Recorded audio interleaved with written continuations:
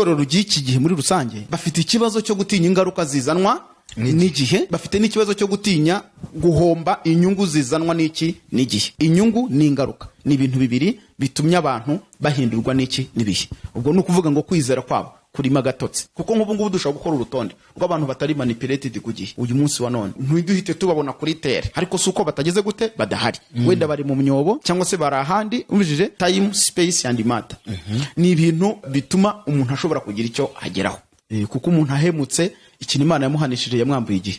Bamaraga imyaka 900 ku gihe cya Nowa, iravuga iti ubu ngubu nyibakuyeho musigare kurya ibiri. Bakomeje kwigira abahatashye ukuraho ibashyira kuri 70, ubu ngubu turi kuri 70.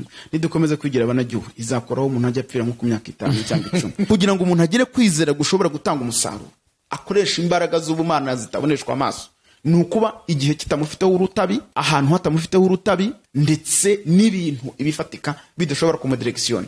Iyo ubohotse kuri rurwego, kwizera kwawe kuba gushobora buryo iyo uri umukozi warize ibintu bizi, ariko uzi impamvu z'ibyo bintu ni uba ari umuyobozi. Buryo umuntu uri mu mwobo ntabwo yakura mu ndi bari kumwe mu mwobo, ariko umuntu uri hejuru y'umwobo agira ubushobozi bwo kuvanamo uri hehe uri mu mwobo. Ntibishoboka ko umukara wabangurirwa n'umukara ngo uzabyara umweru. Hari ibyo bita recessif na domina, ibyo ni ibintu biba biri mu makode genetique, ntabwo bishoboka. Ugomba kwizera ku rwego igihe kitaguhindura imikorere n'imiterere, kuko umukristo w'iki gihe igihe kiragenda kikamubwira kiti rero ugomba gusurya, ugomba kuvuga gutya, ugomba kureba gutya. Nuwakurikirana ugasanga nta kireba nk'uko Bibiliya ivuga ko 90 n'ibindi bice byinshi kwijana hafi ya bose ugendeye kuri iki gipimo usanga basa n'igihe, kuko abahanuzi dufite uyu munsi wa none barahanura bingana n'igihe bisa n'igihe. Igihe turimo ni igihe cyubakiye ku kinyoma, kandi ikinyoma kizenguruka isi ukuri gufungarase y'inkweto.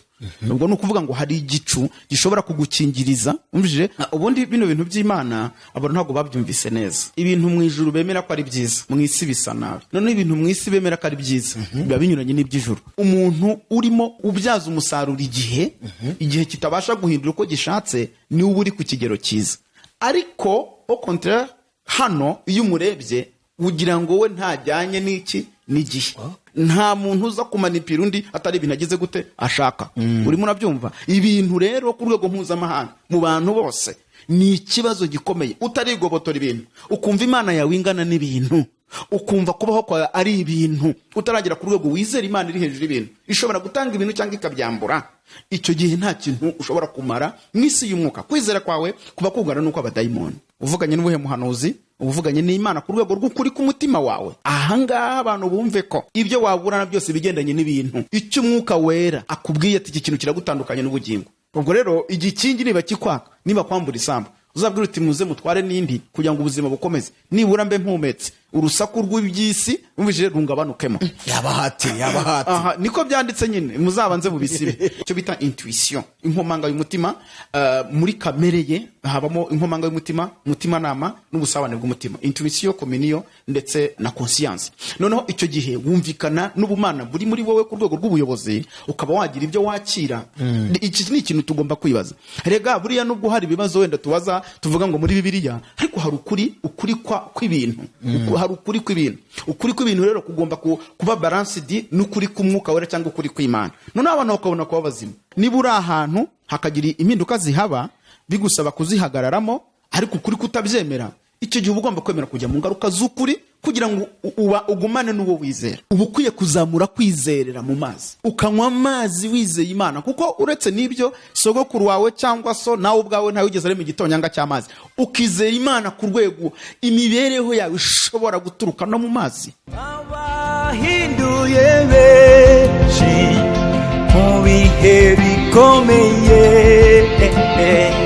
babitse ubutunzi bwabo.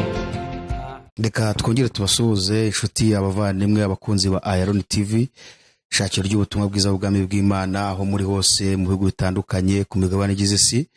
Turabasuhuje. Navuga ngo ubuntu bw'Imana bubane namwe. Twongeye kunezezwa n'Imana mu mitima yacu ko yongeye kutwemerera kugaruka muri kino kiganiro. Ni ikiganiro tujemo cyitwa ubusesenguzi kuri Bibiliya. Ubu niho twinjiye, ngira ngo twabwiye ko tugira ibiganiro 4. Ikiganiro cyitwa igihe cyanjye, cyitwa menya nibi, ikiganiro dusengane ndetse n'ikiganiro cyitwa ubusesenguzi kuri Bibiliya. Tuguhaye ikaze rero muvandimwe kugira ngo ubane natwe mu kiganiro. Niba utarakora subscribe uyikore kugira ngo utazacikwa n'ibindi biganiro tugufitiye byinshi bitwungura mu bumenyi busanzwe ndetse no mu bumenyi bw'iby'umwuka. Imana igumugisha. Ngira ngo murimo kubona umutumirwa wacu twabatumiriye umukozi w'Imana imbere yanyu, muramubona. Reka tumwakire hanyuma abasuhuze, namara kubasuhuza aradufasha gusenga, hanyuma twinjire mu kiganiro nyirizina. Umukozi w'Imana, Imana igumugisha, turakwakiriye. Ibigire abakunzi ba AYALONI, ngira ngo n'ubwa mbere ubonetse imbere ya kamera ya AYALONI TV. Rero wakwibwira abagukurikiye, warangiza ukadusengera tukinjira mu kiganiro. Murakoze cyane. Nitwa Musoni Jean Baptiste, ndi umukristo, nizera Yesu ko ari umwami n'umukiza w'ubugingo bwanjye. Ndashima Imana inyemereye kuboneka hano uyu munsi muri aka kanya ngo tuganire ijambo ry'Imana. Amina. Ya rero dufashe gusenga kugira ngo dutangire. Bana data, mu izina rya Yesu turagushimira, tugushimiye urukundo n'imbabazi utugirira, tugushimiye aka kanya utwemereye kuvuga izina ryawe. Reka twebwe ubwacu ndetse nabo tugiye kuganira bakire ubuntu n'imbabazi biguturukaho bikomotse mu mbaraga nyinshi z'ijambo ryawe. Icyo twanze no gukora kose k'umubi, ibyaturogoya byose bitsindwe, imbaraga z'Imana ziganze mu izina rya Yesu. Amen. Imana igumugisha Musoni kubwo kumvira ubutumire bwacu. Hanyuma tugwaye ikaze kuri AYALONI TV. Abakunzi ba AYALONI bafite amatsiko menshi yo kugira ngo bumve ibintu bibavamo. Uyu munsi rero tumaze iminsi turi gutekereza ku bintu birebana no kwizera. Yego. Hirya no hino mu itorero ku rwego rw'isi. Yego. Ariko tukareba bose kwizera kuri uyu munsi. Kwaba hari aho guhuriye no kwizera ko batubanjirije, wenda nk'intumwa bakurikiye intumwa muri cya kinyejana cya mbere n'icya kabiri, wenda kugeza hagati mu kinyejana cya kane, ugakompara kwizera bari bafite no kwizera uyu munsi itorero rifite ku rwego rw'isi. Ndavuga ku rwego rw'isi muri iki kinyejana cya 21.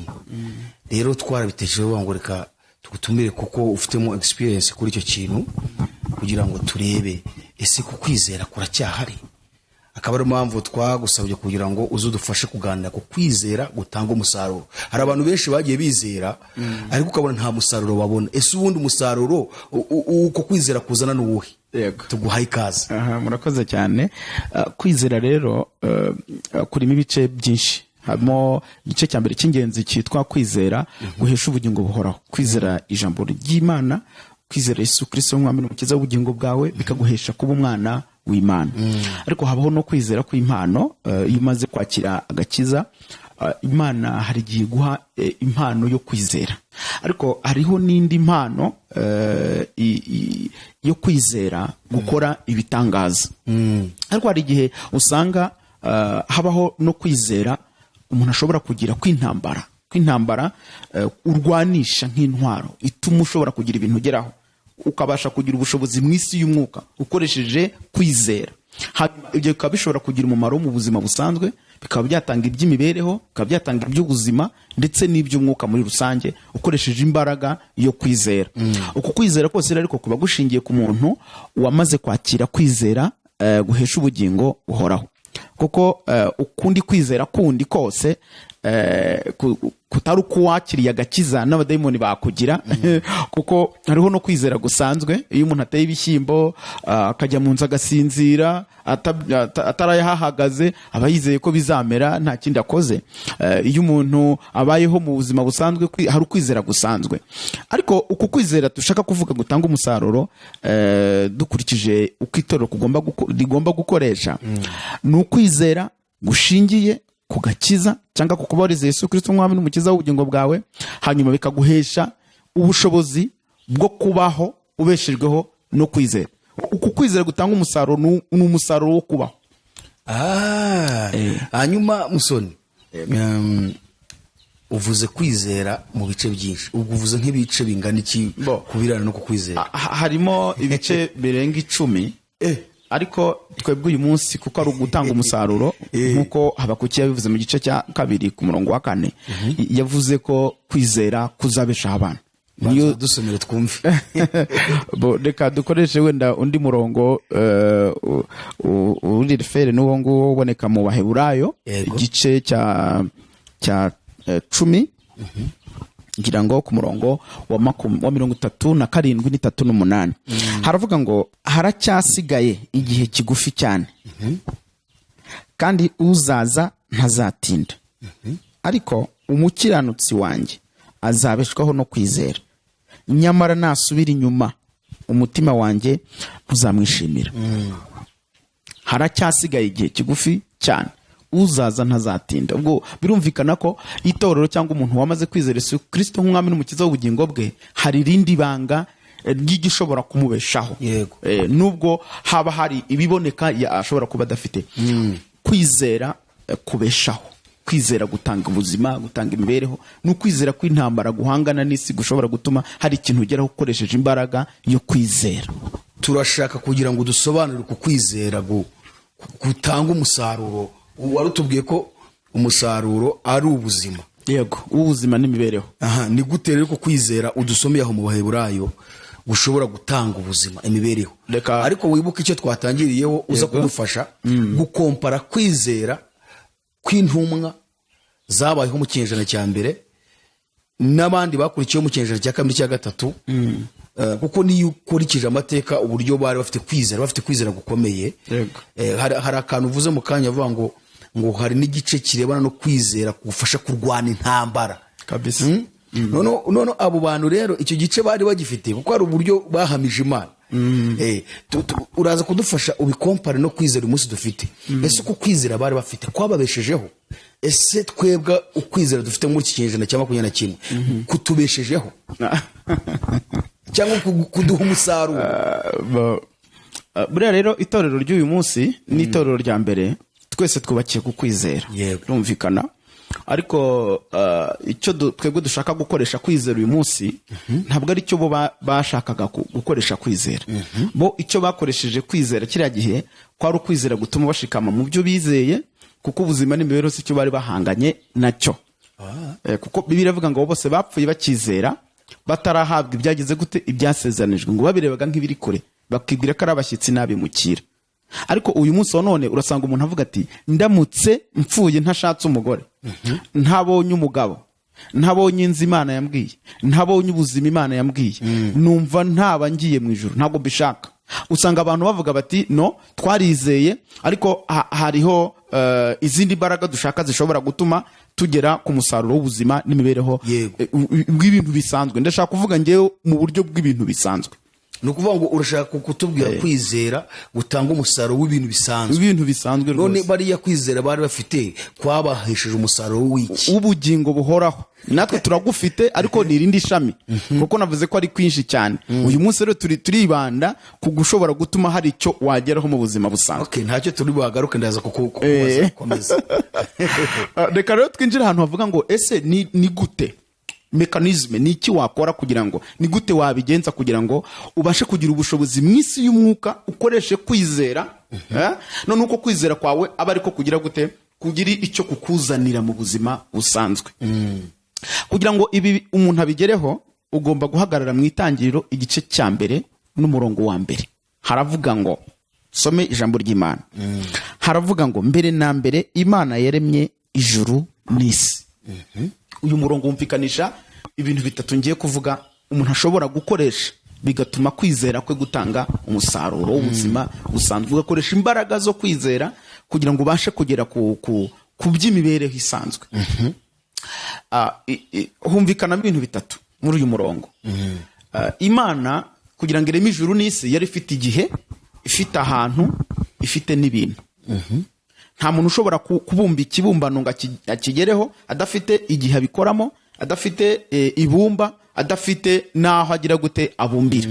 Byumvikana ko kugira ngo Imana igere ku rwego ishobora kubumba cyangwa kurema isi n'ibiriho n'abantu, yari ifite igihe, ifite ahantu, ifite n'ibintu. Ibi ni ibintu bitatu umuntu wese yumva bifatika ya nubwo waba uri umu filosofi cyangwa n'igihe time space and matter ni ibintu bituma umuntu ashobora kugira icyo ageraho.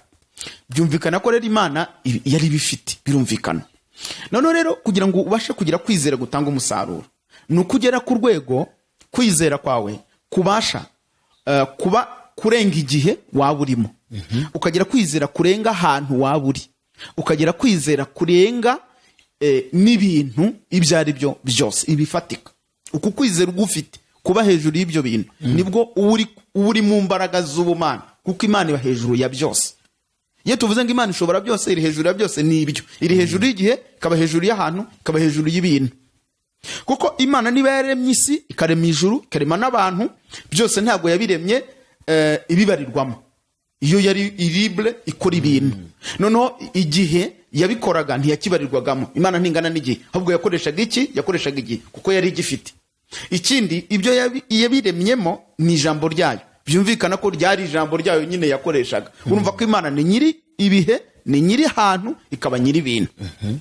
Kandi wenda twanaserura cyane tukavuga mu buryo bwagutse, tukavuga ko na Pawulo yabibwiye abanyatenayi igihe yasangaga ngo basenga Imana itamenywa, ngo bafite igicaniro cy'Imana itamenywa. Agiye kubasobanurira aravuga ati iyi Mana musenga mutayizi niyo nshaka kubabwira. Arababwira, igihe babwiye ibintu bitatu dusomye hano mu itangiriro. Yarabwiye tubisanga mu gitabo cy'ibyakozwe no mu gice cya 17 umurongo wa 22 wahereye urabibona. Yarababwiye ati ni Imana nyiribihe, ni nyiribihe n'imisi, yashyizeho ibihe n'imisi. Urumva ababwiye igihe. Ariko ati kandi ni Imana yashyizeho ingabano z'aho abantu bageze gute batuye. Urumva ababwiye ahantu. Anababwira kandi yuko anavuga ko ari Imana yaremye ibintu bingahe byose. Ni nyiribihe n'imisi, ni nyiri ingabano z'aho abantu bageze gute batuye, niyo yatanze abafite ibyo bafite byose, ni nyiri ibintu mu yandi magambo. Ubwo no kuvuga ngo rero tugiye kureba kugira ngo umuntu agire kwizera gushobora gutanga umusaruro, akoresha imbaraga z'ubumana zitaboneshwa amaso, nukuba igihe kitamufiteho urutabi, ahantu hatamufiteho urutabi, ndetse n'ibintu ibifatika bidashobora kumudirekisiona. Iyo ubohotse kuri uru rwego, kwizera kwawe kuba gushobora gutanga umusaruro, wagutuma ahantu, kuko kuba gufite ubushobozi bw'ubumana kukazana ibyo ukeneyeho. None se ubwo waba ushaka kutubwira yuko Imana mu kurema yaremye binyuze mu kwizera, nayo yari yizeye? Oya, ndashaka kuvuga yuko ahubwo twebwe tugomba kujya mu bumana, kuko kamere y'Imana iri hejuru y'igihe, ikaba hejuru y'ahantu n'ibintu. Ubwo nuvuga ngo iyo twebwe twizeye tuba twinjiye cyangwa dutiyeho gato ku bushobozi bw'Imana, ku buryo nawe bya bintu bitatu usa nk'ari ubiyoboye biri munsi yawe. Oya, ntabwo ubiyoboye, ahubwo uba wizeye umuyobozi wabyo, uba wisunze umuyobozi wabyo. Kuko urumva Imana iri hejuru y'ibintu byose, nawe uyisanzeyo, urayizeye. Ubwo ni ukuvuga ngo uba ushobora kugira ububasha, kuko buri Imana ni umuyobozi w'ibintu n'ahantu n'igihe. Bigaragarira hehe? Burya iyo uri umukozi uba warize ibintu bizi, ariko uzi impamvu z'ibyo bintu niwe uba ari umuyobozi. Nuvuga ngo twe dukoresha igihe, ndetse dukoresha n'ibintu, tukaba n'ahantu, ariko ntituri abayobozi babyo. Umuyobozi ni Imana, kuko niyizi impamvu z'igihe urimo, niyizi impamvu z'ahantu utuye, niyizi impamvu z'ibyo ugeze gute, z'ibyo ufite. Ni umuyobozi rero. Ushaka rero kwakira ibindi bintu bishya bitari byo wari usanzwemo, wakwisunga nyirabyo, ari we Mana. Naguha n'ikindi kigereranyo kibyumvikanisha neza. Burya umuntu uri mu mwobo ntabwo yakura mu ndi bari kumwe mu mwobo, ariko umuntu uri hejuru y'umwobo agira ubushobozi bwo kuvanamo uri hehe, uri mu mwobo, akohereza ikintu n'umugozi akakuzamura, kuko ari hejuru y'umwobo. Imana ishimwe. Amen. Twiringira Imana kiri hejuru y'ibintu bingahe byose. Nicyo gituma dushobora gusenga, nicyo gituma dushobora kuyizera tukayiringira, nicyo gituma dushobora kuvuga ngo dufite ububasha, turakomeye. Umurimbyi yaravuze ngo iyo ndebesheje iki? Ukwizera. Imana ishimwe. Aravuga ngo mbona ubutunzi bwinshi cyane bufitwe na Data ugeze gute uhoraho. Nuko ngo kuko Imana itabarirwa mu gihe, umwobo w'igihe nshobora kuba ndimo, Imana ntiwurimo. Niyo mpamvu ushobora kuyitabaza ngo ihindure iki? Ibihe. Umwobo cyangwa se ibindi hejuru bijyanye n'ahantu ndi, Imana ntibibarirwamo, ntibiyifite, ntibiyiremereye. Niyo mpamvu ishobora kuntabara ikandengera ku hantu ndi, ibintu bifatika bisanzwe shobora kuba mbibuze cyangwa se kuba ntabifite mbangamiwe, Imana ashobora kuyisaba kuko yidafite icyo kibazo. Rero Imana iri hejuru ya byose, niyo mpamvu tuyizera kugira ngo itugeze ku gisubizo cy'ibintu bingahe byose. Yego, tuributsa abadukurikiye ko iki ni ikiganiro ubusesenguzi kuri Bibiliya, akaba ariyo mpamvu turi kwinjira tunifashisha imirongo myinshi yo muri Bibiliya. Hanyuma tukiri aho ngaho, ese ibi bintu bitatu tubwiye, yego, Imana yari ifite, yego, ukaba tubwiye ko umuntu kugira ngo nawe abashe kuba byamuhesha umusaruro, yego, ari uko agomba kwisunga iyo Mana. Yego, ibintu bitatu byatuma ko uwo musaruro uboneka. Urumva se uwo musaruro ndagira ngo nibuze detaye, nibuza umbwire nk'umusaruro byatanga. Yego, ninjire mu musaruro y'izina. Aha, kuko hari uburyo ushaka twinjira, ari mpamvu nakubwiye ngo turaza kwinjira turebe ese uku kwizera gutanga uyu musaruro ugiye kutubwira, abatubanje bari bagufite, ese uyu munsi uko bari bafite turagufite, ese nkuko watubwiye ngo uko bari bafite kwabanyujije mu bikomeye byinshi, yego, twebwe uyu munsi turagufite ku buryo twatunyuza mu bikomeye byinshi. Ese ubundi ibyo bikomeye birahari cyangwa nta bihari? Nicyo kintu turi buze kwinjiramo turebe. Kuko udashaka ibikomeye byo birahari, sibyo? Nacyo kitwicaje aha kugira ngo tugaragaze icyakorwa kugira ngo tubashe kugera kuri ubwo bubasha. Yes, continue. Umuntu wa mbere rero nakubwire wakoresheje iki kintu n'umugabo bita Yakobo, igihe itangira igice cya 30 umurongo 25, iyo ahereye Yakobo usanga ukuntu yagiye izo nkuru azizi, yagiye gutendera abagore be kwa Labani ariwe nyirarume Rasheli, bakamuhareya bikazakaza kumara indi myaka 7, amara igihe ngo amubeshya ibihembo, bigezeho ngaho afata umwanzuro wo kuzamushajishirizayo ntacyo amuhaye. Noneho Yakobo yakoze iki kintu rero turimo kuvuga. Yaravuze ati ariko kumfite Imana ya data na sogokuru, akaba ari Imana ishobora byose, iri hejuru ya byose, kubera iki nasazira hano? Afata intego rero, afata umwanzuro, aravuga ati ngiye kurema umukumbi w'intama, ngo abwire Labani ati ndashaka gutaha, kuko wanditse ngo ashaka gusubira iwabo. Aramubwira ati nzaguhemba iki? Undi aramubwira ati rero kuko ibihembo byararangiye, ariko reka nkubwire hari izindi mbaraga zisigaye. Fata intama, fata umukumbi wawe, uvanemo intama z'ubutobo n'ubugondo n'umukara, sigarana umweru gusa. Noneho uzaza kureba usange hari izavutse ari ubutobo n'ubugondo n'umukara, zizabizangiza bari igihembo cyanjye. Labani arebye, hari ibyo bita materiel genetique, uburyo ikinyabuzima kiba kiremye, ntibishoboka ko umukara wabangurirwa n'umukara ngo uzabyara umweru. Hari ibyo bita recessif na domina, ibyo ni ibintu biba biri mu makode genetique, ntabwo bishoboka. Ngo Labani yumva umuntu ararindagiye, aravuga ati buryo kigerageza koko hari igihe gihindura umuntu umusazi. None wamurebye abona yarasazi. Ariko Yakobo yaragiye gukoresha ikintu ngiye kuvuga cyo kwizera kuvanyamo gushidikanya kuri ku rwego ruri hejuru y'ibintu byose. Yakobo ngarangije aragenda aca uduti tw'imiruzi n'imirebeni n'imyarumoni, aradushishura, adusiga amabara asa n'intama ashaka, amabara yuzuzanya n'igisubizo agize gute akeneye. Ngo araturabika umukara, ubutobo, ubugondo. Ngarangije ajyaho yashoraga intama zanyweraga, ngo yabona intama nzizije agatambika twa duti, akayibwira tumva gahunda iri hano, ugomba kubyara abana basa n'utu duti kuko sinzaguma ino. Ngo yabona imbije akadukuraho. Bibiliya iravuga ngo birangira umukumbi wose ubaye wa Yakobo, generation y'intama ihinduka ubutobo n'ubugondo n'umukara. Birangira yagiye, kandi yagiye ari umutunzi, ari umukire ukomeye cyane. Yakoresheje kwizera rero kuvanyemo gushidikanya, ajya hejuru y'igihe, kuko igihe yari arimo ntabwo cyari igihe cyamwemereraga kuba yanavuga. Yaramaze kubyara abana barenze 4, abagore ari 2, nawe ubwo arimo agenda asaza, yari mu gihe kibi cyane. Hari igihe ugeramo ukumva cyakwicaye hejuru, ukumva kikuriho nk'ikintu cy'ikibati, ukumva kimeze nk'urusyo hejuru yawe, ukabona igihe cyaraguhinduye, ukavuga nk'igihe, ugasa n'igihe, ukareba nk'igihe, igihe kikagufata kabisa. Haba hakeneye uburyo ugomba kukigobotora, ukiringira Imana iri hejuru y'igihe, ihindura ibihe n'iminsi, ishobora kugira ikitegeka kikabaho mu gihe icyo ari cyo cyose. Ubwo Yakobo igihe cyari kimwicaye kabisa, arangije arakigobotora, avuga ati ibi ntabwo byazavamo. Aca uduti adusiga amabara asa n'igisubizo ageze gute akeneye. igihe kirageze rero mwene data nkuko turimo tuganira. hanyuma ahantu rero se ahantu ntabwo ndahagera kugira ngo kwizera kwacu gutanga umusaruro. Ikintu cya mbere umuntu agomba gukora, ugomba kwigobotora igihe, ukiringira Imana itanga, irema, ishyiraho, iyobora, ihindura ibihe.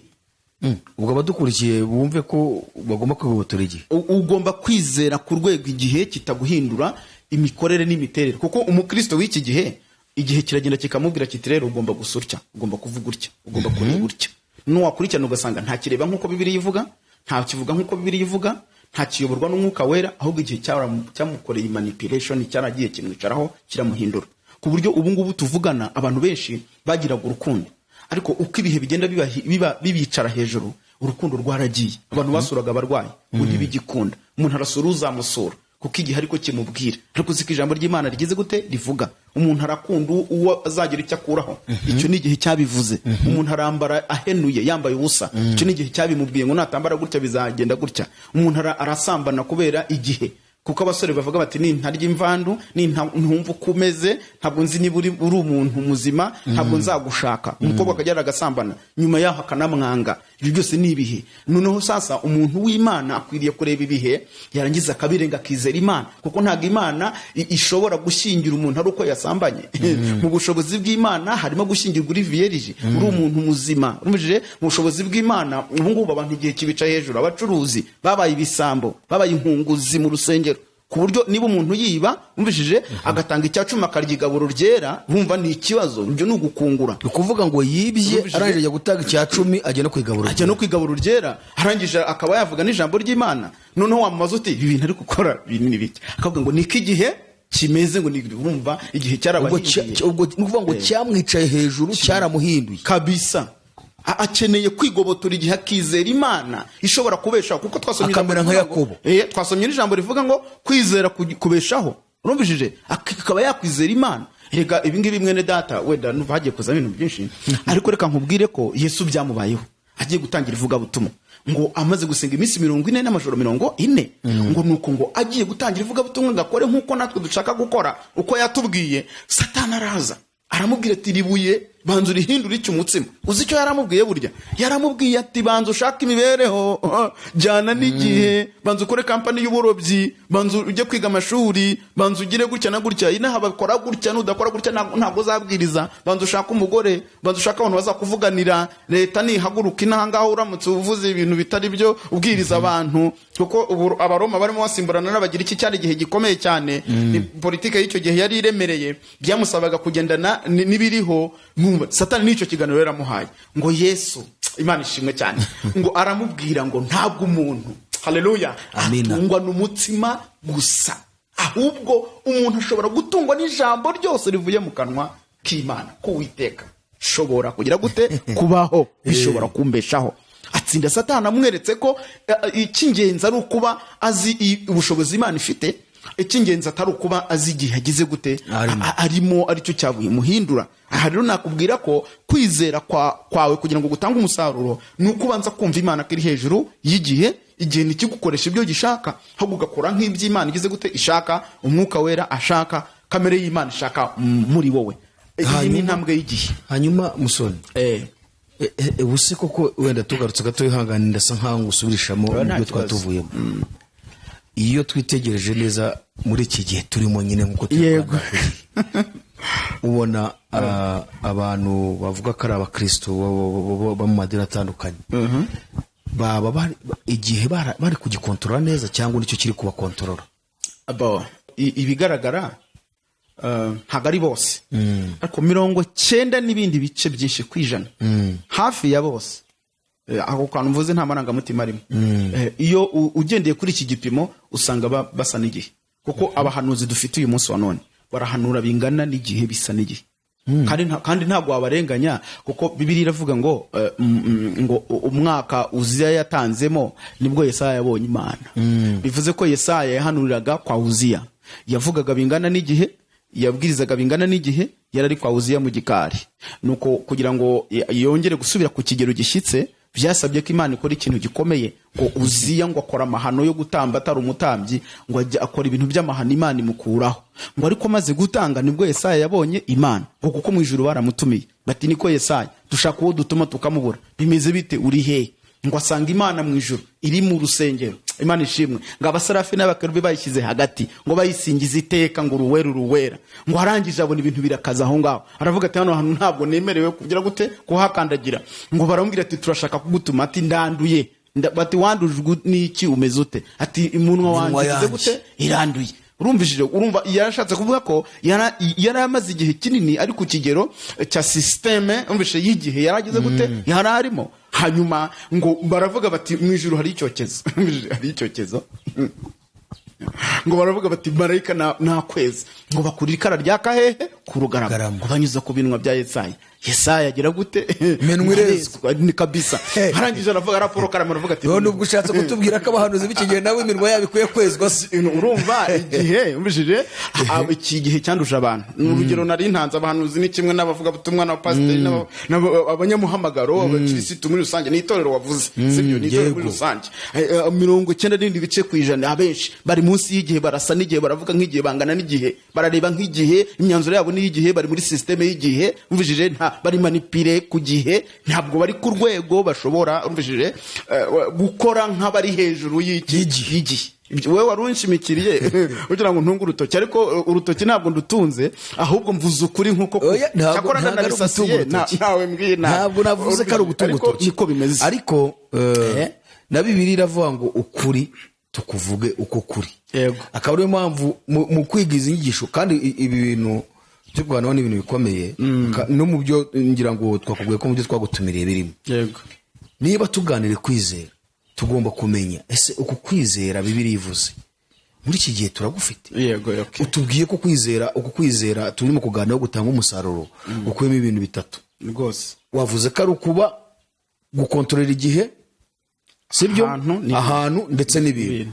Niyo mpamvu tugarutse nari nkubajije se, iyo twitegereje muri iki gihe ubona ko igihe abantu b'iki gihe mu madeni atandukanye bari ku gikonto cyaho cyarabakontorora. Rero ntabwo turi gutunga agatoki, ahubwo agatoki bagatunzwe na Bibiliya, kuko Bibiliya ni igaragaza kwizera kwa nyako nyine. Igihe turimo, igihe icyo ari cyo cyose kirica, igihe kirica kandi igihe kirakiza, igihe gifite ubushobozi ku buryo Imana nayo imari ifite n'igihe burya. Kuko umuntu ahemutse, ikintu Imana yamuhanishije yamwambuye igihe. Bamaraga imyaka 900 ku gihe cya Nowa, iravuga iti ubu ngubu nyibakuyeho, musigare kurya ibiri. Bakomeje kwigira abahatari, yakuraho ibashyira kuri 70. Ubu ngubu turi kuri 70. Nidukomeza kwigira abanajyuho, izakoraho umuntu ajya apfira nko ku myaka 5 cyangwa 10. Ibyo ngibyo ni ibintu by'Imana, ariko yagiye yigabanya. Ndashaka kuvuga igihe yabambuye igihe. Igihe ni imari, ni igihe yazatse abantu. Burantuza umuntu yigira umuhatara, akigira umuhatara, ariko Imana izi gahunda, iziko igihe aricyo yashyizemo kode yikwambuye igihe babirangiye. Igihe kirica, igihe kirakiza, igihe gifite ubushobozi.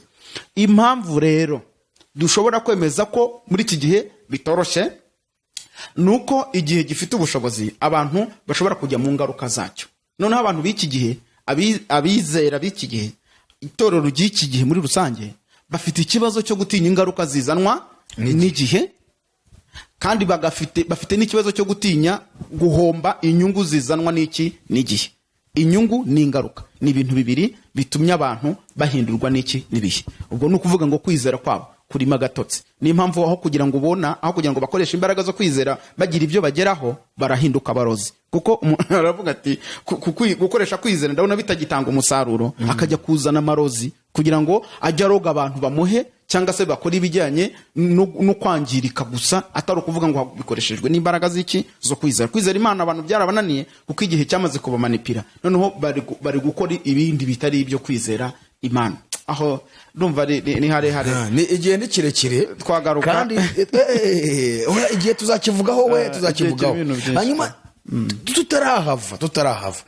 Ese ukurikije uko turi gukoresha igihe twebwe abo muri iki gihe turimo, yego, n'abariya twabonye batangije itorero, nuko Bibiliya ivuga ngo twubatse cyangwa se twubatswe ku rufatiro rw'intumwa n'abahanuzi, ariko Kristo akaba ari we wikomeza ifuruka. Yego, bariya uburyo babanye n'igihe n'uburyo bakijeye bakakiyobora neza, ugakurikiza n'uyu munsi waba ubona nibuza hari twapfundura dushumi tw'inkweto zabo. ariko mukozi w'Imana utwigisha ibyahishuwe ku rwego rushyitse kabisa. Ariko urabizi neza ko ngo mu gihe cy'iminsi y'imperuka niko Pawulo yabwiye Timoteyo, yamubwiye yuko ibihe bizaba bibi cyane bikagenda bigorana, sibyo? Noneho kandi uranabizi neza yuko iminsi ya nyuma y'imperuka Yesu yavuze icyo bita reveye. Avuga reveye, aravuga ngo ibi byose ni mu Matayo 24. Ibyo byose nimubona bigeze gute bibaye, muzararime murebe mw'Ijuru, kubera yuko ni igihe hariho reveye cyangwa inkanguro.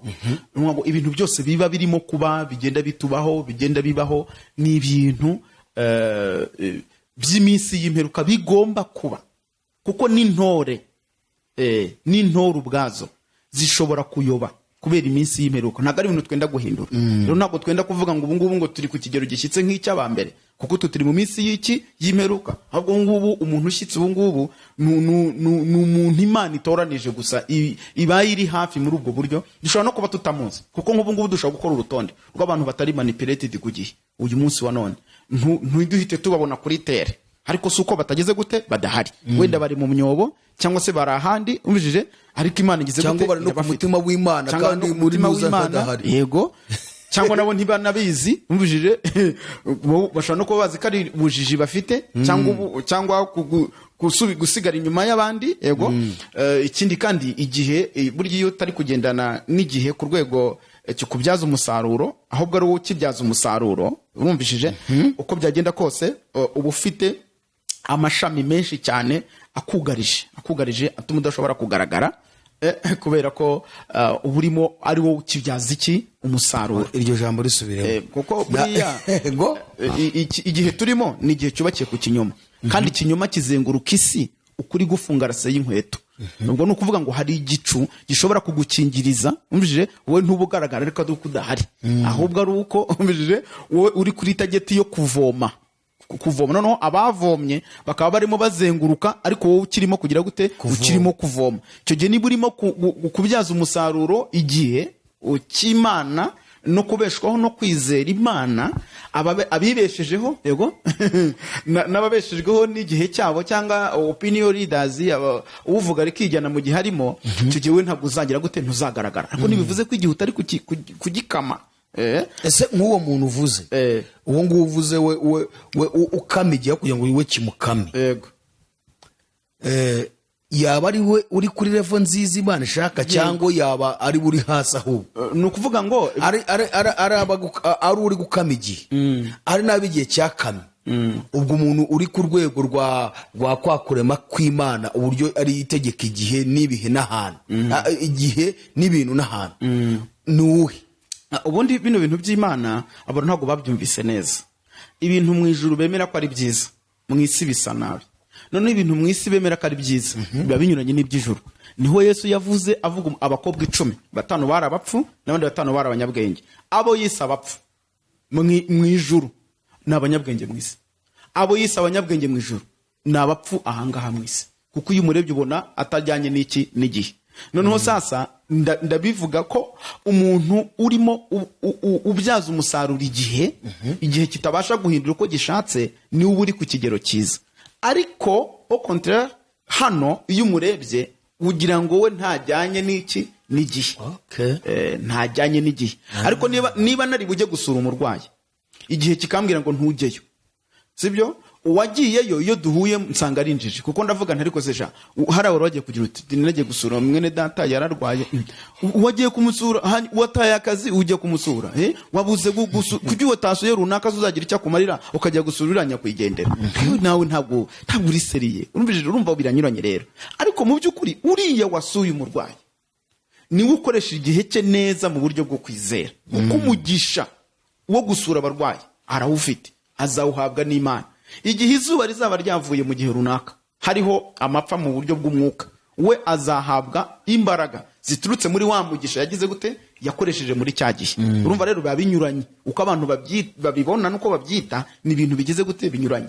Kandi ako kantu ko kunyurana niko kabaye ikibazo n'ubundi muri iki gihe, kuko ibintu by'Imana tubyitiranya n'iby'isi. Igihe rero tugarutse, igihe abantu barimo muri iki gihe cyamaze kugira gute kubafata amaraso, cyarabahinduye, cyabahinduye uko gishatse. Barasa n'igihe, baragenda nk'igihe, baratanga nk'igihe, barakora bingana, bisa neza neza n'igihe.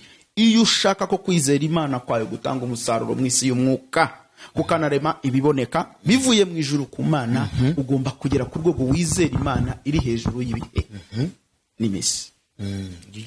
Rero sasa uri kuvuga ngo uko byagenda kose, iyi ntambwe ya mbere ni ingenzi cyane, ni ingenzi. Nawe mwene data twumva, gerageza uzamure kwizera kurenza igihe urimo, kuko niba uri mu gihe cy'ubukene, Imana si inkene. Niba uri mu gihe cyo kwangwa n'abantu, Imana si yikwanga. Niba uri mu gihe cy'uburwayi, ntabwo Imana irwaye, ntimurwaranye, ntimuri kumwe mu bitaro. Izera Imana iri hejuru ya byose, ku rwego rwa mbere rwitwa igihe. Wumve ko umwami Imana ashobora kugutabara. Niwe nyiri ibihe, niwe uhindura ibihe n'iminsi, niwe unyuranya ibihe. Wihinduka umugome, wihinduka umunyamujinya, wihinduka mubi kubera igihe urimo. Komeza wizera Imana, Imana ishimwe, ubane n'Imana ku rwego igihe kitageze gute kitaguhindura, ahubwo we guhindurwa n'ibihe, ahubwo wizera Imana iyoboye igihe, kuko niyo nyiri ibihe n'iminsi. Twagiye ku kintu cyitwa noneho ibintu. Mukozi w'Imana, nta muntu ushobora kuzagira kwizera kwatanga umusaruro adafite ubushobozi ku bintu. Niba ibintu byarafashe umuntu bikamuhindura, ibintu, iyo tuvuze ibintu tuba tuzi bifatika, ibifatika materiel, ibintu bifatika, amafaranga, imyambaro, ibiboneka, amazu, imitungo, ibintu nk'ibyo ngibyo, amasambu y'aho abantu batuye, imirima n'ibibanza, imiyenzi n'ibindi. Mvuge ikintu gisa naho gishirikanije wenda gikomeye muri aka kanya. Mvuge ko umuntu wese, umuyenzi udashobora gusinzirana umuyenzi. Umuyenzi mvuga ni imbago, kuvuga ngo umuntu batwaye metero ngo z'umurima wanjye, umuntu udashobora kuba yaryama ngo asinzire bimuye umuyenzi. Ari umugabo tumaze iminsi turi kumwe mu ivugabutumwa, yaradusekeje, yaratubwiye ngo yarafite umubyeyi ngo wakundaga ubutaka ku buryo iyo bwatembaga, umuringo turawubona, ubutaka butembeye hepfo, wenda butembye bunyereye gato, ngo yaragendaga akabuyora akabuzana mu murima we kubera gukunda ubutaka cyane. Kandi baje kumushyingura, ubu ntakiriho, bamushyingura muri bwa butaka, bamushyira muri 40, kuko nta muntu uryama arenze 40 imwe n'igice, imwe gutya. Izo ni mu burebure, ariko mu bugari bapima 40. Nje nta muntu urenze 40, ntipima hano rero kuri noneho yarubishije, yarabuyoraga ubutaka akabuyora, urumvishije. Kandi n'ubu niko bimeze. Niba tujya mu ijuru rero, tugomba kugera ku rwego twizera Imana iri hejuru y'ibintu. Ubu dufite abantu benshi barozwe, abandi bantu bari mu bibazo bikomeye cyane kubera ubutaka, kubera ibintu, n'intambara ziriho ubona zo n'abicana n'ibintu. Nkunze kubona ukunze kutwigisha ibintu byo ku rwego mpuzamahanga, sibyo? Turebye iyo tuvuze intambara zibaho zose n'ibintu, ninda nta kindi. Urumvise abantu bashaka kuba domination. Iyo tuvuze bino bintu byose tuvuga ngo abantu badomina abandi, abica abandi, bashaka abantu batabaho, byose si ibintu se, ni ibintu bitera impunzi ziriho, ni victime, ni ingaruka z'ibintu, abapfakazi, imfubyi, ni ingaruka z'ibintu. Nta muntu uza kumanipira undi atari ibintu ageze gute ashaka. Urimo urabyumva? Ibintu rero ku rwego mpuzamahanga mu bantu bose ni ikibazo gikomeye. Utarigobotora ibintu, ukumva Imana yawe ingana n'ibintu, ukumva kubaho kwawe ari ibintu, utaragira ku rwego wizera Imana iri hejuru y'ibintu, ishobora gutanga ibintu cyangwa ikabyambura, icyo gihe nta kintu ushobora kumara mu isi y'umwuka. Kwizera kwawe kuba kungana n'uko abadayimoni. Uretse gato iki kintu tukigendemo gake. Impamvu tukigendamo gake ni iki? Ni ukuvuga ngo umuntu wese arasabwa kugira kwizera kuri hejuru y'ibintu. Imana iri. None aho tugeze, reka ngire ikintu nkubaza. Umukristo aramutse yambuwe ubutaka, cyangwa se akamburwa amafaranga, yego, cyangwa se akamburwa imodoka ye, yego, cyangwa se akagira umuntu umunyanganya ku butunzi bwe, yego, ese yemerewe kuba yajya kumurega muri leta bakaburana? Kubyemererwa we arabyemerewe ijambo ry'Imana turabyemererwa ibintu byose turabyemererwa ariko ibitugirira umumaro mu buryo bw'ubumana uko ndabizi bibira ni kwivuga arabyemerewe ndavuga kubyemererwa ndavuga uburenganzira hawe buturutse ku Mana yamenye. Ese ubukristo uramwemerera kuba yajya kurega akajya mu manza akaburana agataha nta kibazo kiri hagati ye n'Imana? Aha rero kubera haba hakomeye gusubiza mu ijambo rimwe ntabwo bihita biba igisubizo kirambye. Nagira nkubwire yuko Imana si umutegetsi, umwuka wera si umutegetsi, ahubwo ni umuyobozi. Iyo tuvuze kwemererwa rero tuba dushatse gushyiramo akagozi ukuntu arabyemerewe rwose, kuko Imana ntifata umuntu ku ngufu, ahubwo ni ubuyobozi, ni umukangurambaga. Iyo umwuka wera kuyoboye, iyo ugeze hirya ushobora kumukwepa agakomeza wenyine. Imana ntabwo ifata umuntu ku ngufu, ahubwo amahitamo y'umuntu hamwe n'ubuyobozi bw'umwuka wera bura nibwo dushingiraho cyane. Uragira utese umuntu akwiriye kuba yaseruka agatera intambwe yo kubura nibye, agomba kubiburana rwose umuhenerezo cyane, ndetse avuye mu imuzi gukurikirana ibye. Ariko hari urwego ugeraho ukumva birimo biragutandukanya n'ubumana. Iyo mvuze Imana rero mu muntu mba mvuze ukuri kw'Imana ku rwego rw'umutima, ntabwo mba mvuze ibiboneka, ukuri kw'Imana ku rwego rw'umutima. Ko Pawulo yabwiye Abaroma mu gice cya 8 arabwira ati ariko rero umwuka w'Imana ubwe ahamanya n'umwuka wacu ko turabana biki b'Imana. Rero umuntu ntabwo ashobora kubaho atemera ukuri kuri muri we. Njye kuguha urugero. Ugiye kurahura ku mbabura y'umuntu hariho amakara 6 atetse ibishyimbo, ukarahuraho amakara 4 hagasigara 2, umutima wawe ukubwira ngo iki? Ntukubwira uti iyi mbaburira ngere hane, wagakwiye kongeraho handi. Hari igihe utayashyiraho rero ukagenda utayashyizeho, ariko umutima wageze gute? Wabikubwiye. Ubusomye mu gice gitabo Pawulo yanditse, uvuganye n'ubuhe muhanuzi, ubuvuganye n'Imana ku rwego rw'ukuri k'umutima wawe. Ahangaha abantu bumve ko ibyo waburana byose bigendanye n'ibintu icyo umwuka wera akubwiye ati iki kintu kiragutandukanye n'ubugingo. Ntabwo umukiranutsi nyawe atari uw'iki gihe aba akwiriye kubitakarizamo iki? Ubugingo. Si ubwa mbere umuntu ashobora kunyagwa ibye akarekera iyo, kukabona bishobora gutwara iki? Bishobora gutwara ubugingo. Ntabwo ndi kwigisha kudakurikirana uburenganzira bw'umuntu ibyawe, ubwo twazamutse turi ahantu harehare cyane ho kuvuga ibigendanye n'ukuri k'umutima. Umutima ushobora kukwemeza, ariko kandi hari n'icyo navuga nanone, nushaka uzabyirukeho, ariko ingaruka zabyo nazo zigize gute? Zirahari. Kuko hari igihe umuntu akwambura ibyawe afite ibindi bintu agize gute? Agamije. Ariko kandi wenda twanaserura tukanavuga n'ibikomeye, tukanavuga ko itorero rya mbere ryo wakunze kumbazaho umvishije, hari icyo Yesu yabivuzeho. Yarabwiye ati dore rero ndabasize, ariko mata y'itanu abantu benshi bakunda kuhavuga nguzomerwa niko bavuga, ariko siko handitse. Yaravuze ati umuntu ntabwo kubita urushyi mu itama rimwe uzahindure murindi, nakwa ku mukenyero uzamuhe n'umwitero, nakwa igikingi uzamutembereza no mu kindi nacyo ugire gute? Ukimuhe. Ubwo se yaravuze iki? Ubwo ibyo bintu bitatu tuvuze bishatse kuvuga iki? Umuntu ntabwo kubita urushyi uzahindure murindi tama. Waba uri ingoma y'ishuri, waba uri kadende, waba uri iki, none wumva atari ikibazo, waba uri ku rwego urumvishije rwo kwakira ingaruka z'ibyo uharanira. Niba ukurikiye Agakiza, irindi tama kuvuga ngo nukwakira ingaruka z'icyerekezo cy'agakiza ukurikiye.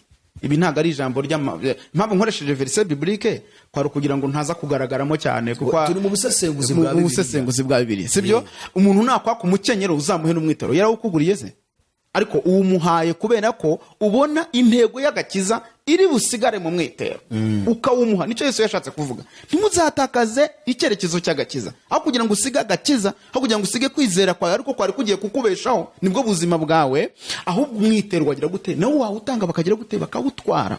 Kuko nuramuka upfuye uvuye mu mubiri, ntabwo uzajyana isambu, ntuzajyana umurima, izo manza, izo mpapuro z'imanza waburanye nta hantu namwe uzazitanga mw'Ijuru ku kibazo cy'ubugingo. Biratandukanye cyane. Ubwo rero igikingi niba kikwaka, niba kwambura isambu, uzabwira uti muze mutware n'indi kugira ngo ubuzima bukomeze, nibura mbe mpumetse, urusaku rw'ibyisi umvije rungabanukemo. Yabahati niko byanditse nyine, muzabanze mu bisibe. None nge nimpamvu nakoresheje verset kugira ngo tutaza kugaragaramo cyane, umuntu akaba yavuga ati yakritika, ariko niko byanditse. Ubwo bishatse kuvuga ngo iyo umuntu afashe intego yo kwizera Yesu, kwizera Imana, gukoresha ibintu byose akabeshwaho no kwizera, afata umwanzuro wo kwakira ingaruka z'ibintu byose byabangamira kwa kwizera kwe, noneho agakoresha inkomanga y'umutima, icyo bita intuition. Inkomanga y'umutima muri kamere ye habamo inkomanga y'umutima, nama n'ubusabane bw'umutima, intuition, communion ndetse na conscience. Noneho icyo gihe wumvikana n'ubumana buri muri wowe ku rwego rw'ubuyobozi, ukaba wagira ibyo wakira kugira ngo ukemure ikibazo cy'ibintu. Kuko ibintu Yesu yabivuzeho umukozi w'Imana, yaravuze ati iki biroroshye ko ingama yakwinjira mu izuru ry'urushinge. Biroroshye cyane kuruta ko umutunzi yakwinjira mu bwami bwo mu ijuru. Ngahibaza aho kugira ngo umutunzi yinjire mu bwami bwo mu ijuru, ingama yaba yanyuze kare mu izuru ry'urushinge.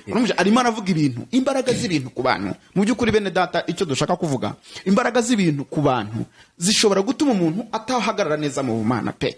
Ariko ntitwavuga ngo ni wata uburenganzira bwawe, ahubwo inkomanga y'umutima, umwuka wera cy'ubuyobozi bwe burimo bukubwira ku rwego rw'ukuri k'umutima, nibwo uba ukwiye guhagararaho cyane. Ariko kunashingiye kuri rya jambo ry'Imana, urumva ahantu tubwiye nk'aho hantu abantu basomye wagira ngo ni ugutega irindi tama gakubita, cyangwa ni ugufata wa mwenda wawe nawo kubatwara intego y'agakiza. Mu gihe cyose ubona ishaka kubangamirwa n'imyenda cyangwa inkweto cyangwa amafaranga cyangwa ibiki cyangwa isambu, ushobora kumva icyo umwuka wera kubwira, ugahitamo gukurikirana iby'agakiza. Bya bindi n'iby'isi nyine bikagira gute, bikagenda, kuko nta siwe waba uhombye bwa mbere, ariko urwanira iki? Agakiza. Ibi rero ni intwari, ntabwo ari ab'iki gihe muvandimwe, tuwigarukeho. Ibi ni intwari zo kwizera. Ni intwari zo kwizera.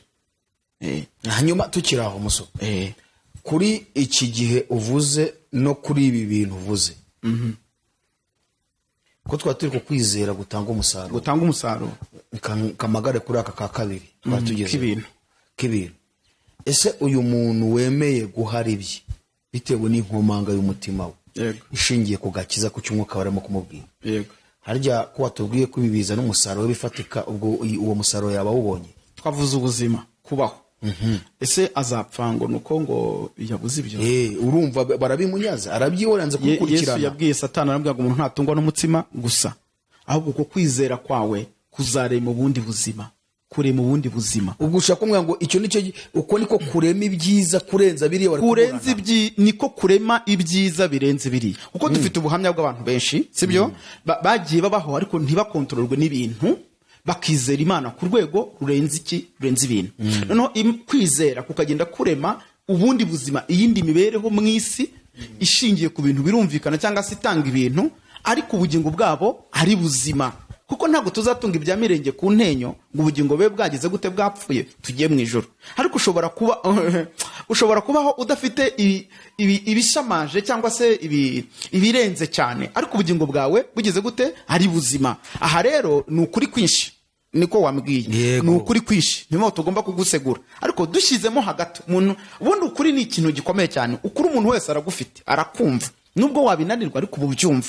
Ukuri rero kuravuga ngo ibintu ntabwo bingana n'ubugingo, kandi ubugingo bw'umuntu ntibushingira ku bwinshi bw'ibyo agize gute, atunze. Ijambo ry'Imana rivuga, nuvuga ngo biranyuranye cyane. Mu gihe rero ubona bishaka kukwambura ubugingo, ushobora kubigira gute, kubireka, kandi n'ubundi umwuka wera akagira gute, akarema. Kwizera kwawe kukarema ibishobora kukubeshaho. Nakubwiye ko Yakobo yaremye umukumbi kwa Labani, birakunda. Ushobora kwizera rero, mujire kwizera kukarema. None se nanone nkubaze, ubu twemeze ko tuzabaho tuyobowe n'ibintu, tukaba ibisambo, tukaba abagome, tukaba abicanyi, tukaba abarozi? Kuko hari umuntu umwe mperutse kubwira nti, we rero ubu wabaye umurozi, byararangiye. Yarambwiye ati ncururiza ahantu, none ntabwo nunguka, ndahomba. Sengera ngire gute, mbona abakiriya. Ndamubaza nta hantu ucuruza ibiki, arabimbwira. Ahantu ucururiza hari abandi bacuruza nk'ibyo ucuruza, ati barenga 20. None se ubona abakiriya bahari ari nk'abangahe? Ati clientele ihari wenda ni nk'abantu 200. None se abantu 20 ku bantu 200, urumva buri muntu nibura kugira ngo agaburire abana, nawe yarashinze butike, akwiye abakiriya bangahe? Tugiye mu bibare, ndambwira nti ngubu wabaye umurozi, byarangiye.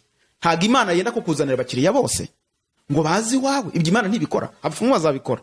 Bazakuha imiti ujye uroga abantu barindagire, bahahira iwawe, abandi bafite ibyo bacuruza nk'ibyawe batahira abana baburare. Ariko Imana ntabwo yenda kuraza ubusa abana ngo ugaburire abawe bonyine. Ndamubwira nti ibyo ngibyo Imana ntibikora. Ibintu rero bitumye abantu bashobora kuba twemeze tujye mu mapfumu, tujye gushaka imiti yo kujya turindagiza abantu ngo baduhahire tugwize. cyangwa niba abantu babaye benshi twemere kujya mu ngaruka z'iterambere cyangwa aho turi sibyo dusangire uduke dufite tubeho turi abantu b'Imana bajya mu ijuru tudateza n'ibibazo naho dutuye n'igihugu cyacu. Iki ni ikintu tugomba kwibaza. Rega buriya nubwo hari ibibazo wenda tubaza tuvuga ngo muri Bibiliya ariko hari ukuri kw'ibintu. Hari ukuri kw'ibintu. Ukuri kw'ibintu rero kugomba kuba balanced n'ukuri k'umwuka wera cyangwa ukuri kw'Imana. None abantu bakabona kuba bazima. Kuko ibi bintu ntabwo bizashoboka. Ntabwo bizashoboka.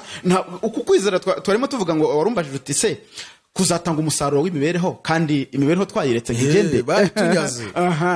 Ntabwo tuzabeshwaho no kwiba, ntituzabeshwaho n'amanyanga, ntituzabeshwaho n'ibinyoma, ntabwo umuntu abeshwaho no gukora ibibi. Ariko umuntu ashobora no kubeshwaho no kujya kubura nibye.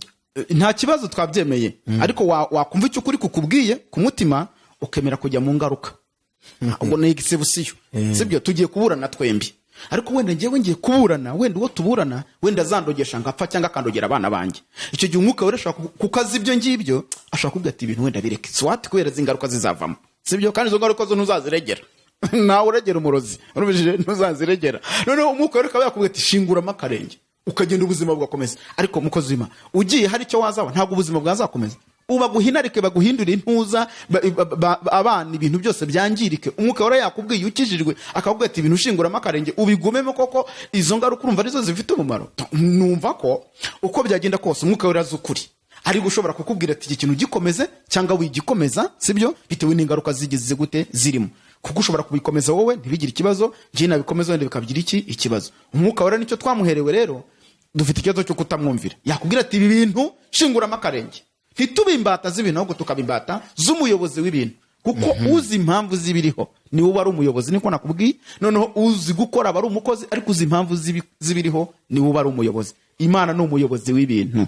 Dukwiye kubaho proportionnellement n'iby'Imana igeze gute iduhaye kuko nibyo bitafite ikibazo. Twagiye ku cyagata. Ukuri kwinshi rero kuri mahanga kuragaragaza ko abantu benshi batabasha kubigeraho. Ariko kuba ari benshi bivuze ko ukuri kuzareka kuba ukuri.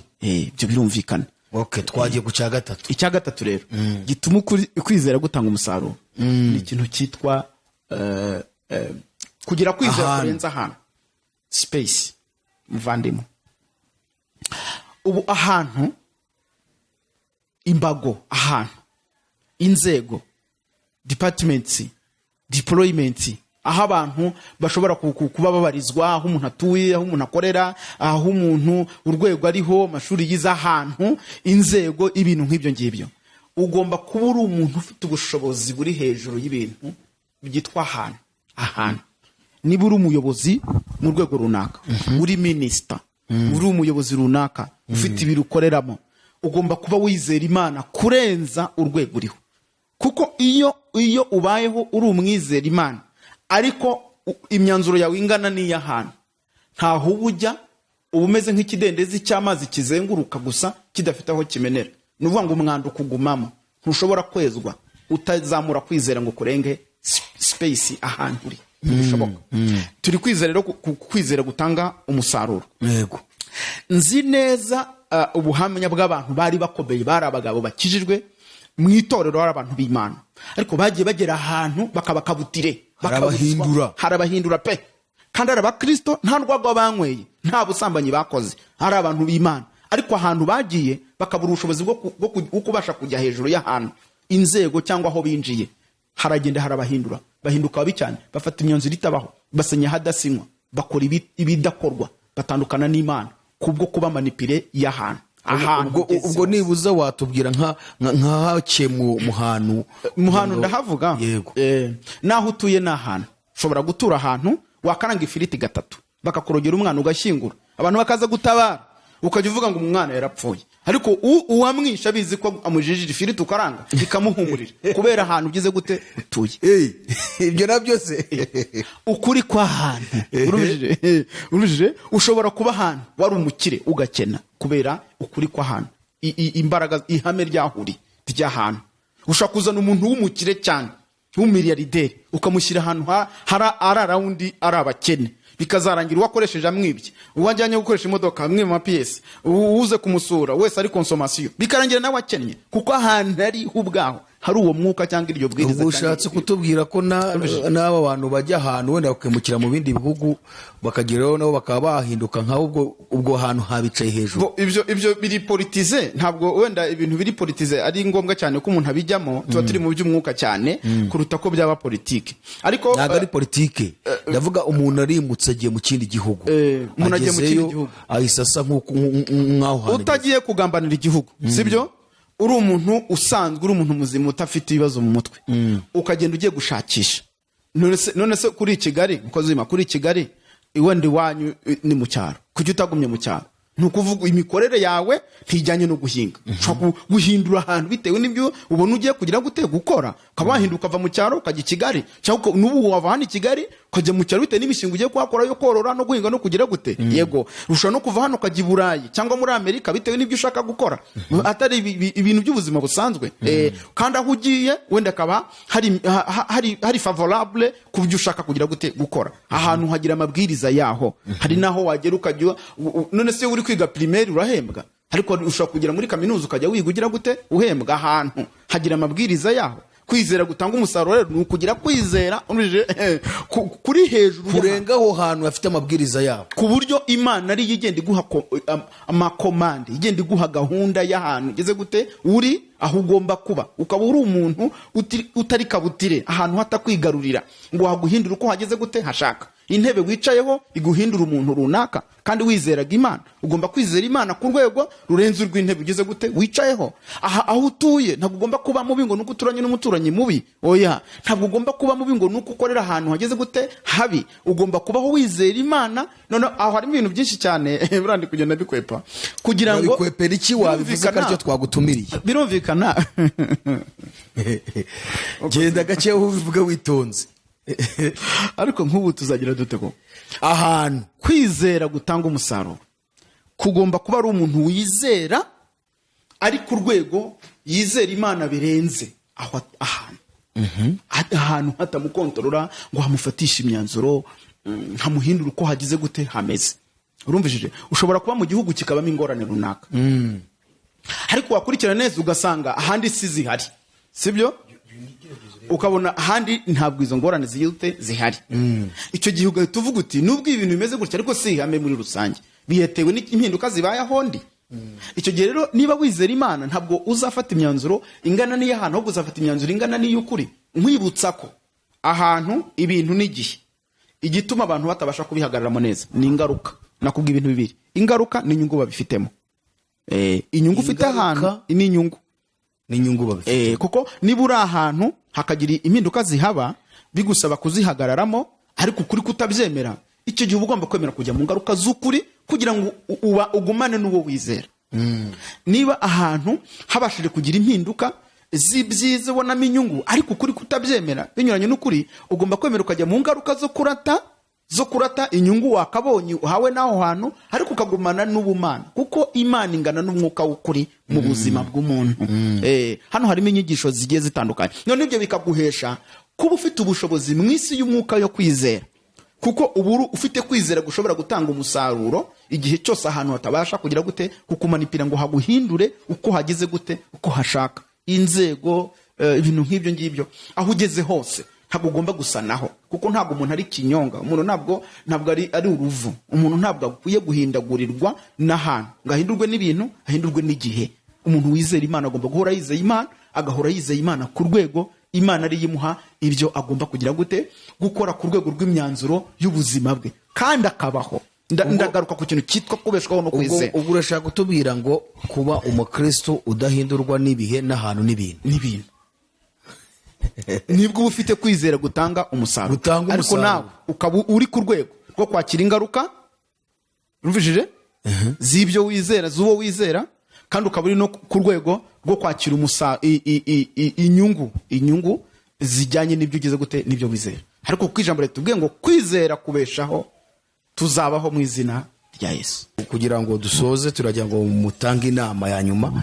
Ese no gusozera twaba dusubitse kuko tuzasubukura. Yego, reka dusoma Abaroma igice cya 14 umurongo wa 23 haravuga ngo ariko urya ashidikanya wese abaciriweho iteka kuko atabiryanye kwizera, kandi igikorwa cyose kidakoranywe kwizera kiba ari icyaha. mwibutsa ko twasomye itangiriro igice cya mbere umurongo wa mbere.